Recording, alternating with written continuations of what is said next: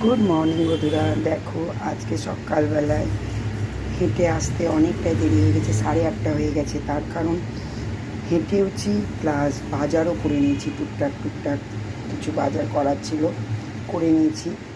এসে ডুমুর কেটে পোস্ত ছিটিয়ে ডুমুর ভাজা করলাম, আর করলাম কাঁচা লঙ্কা লেবু সর্ষের তেল দিয়ে ওল মাখা, আর গরম গরম আলু দিয়ে পেঁপে দিয়ে ডিমের ঝোল।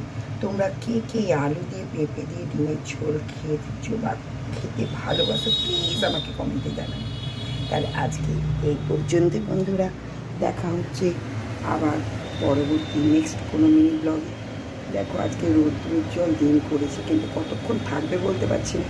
হয়তো দেখা গেল ঝমঝম করে বৃষ্টি নেমে গেল। আমি ছাদে প্রচুর কাপড়ও কেচে মেলে দিয়ে এসেছি, এসে অনেক কাজ করেছি। তাহলে এখন এই পর্যন্তই, আমি একটু লেবু চা খেয়ে নিই। দেখা হচ্ছে তোমাদের সঙ্গে পরবর্তী নেক্সট কোনো ব্লগে।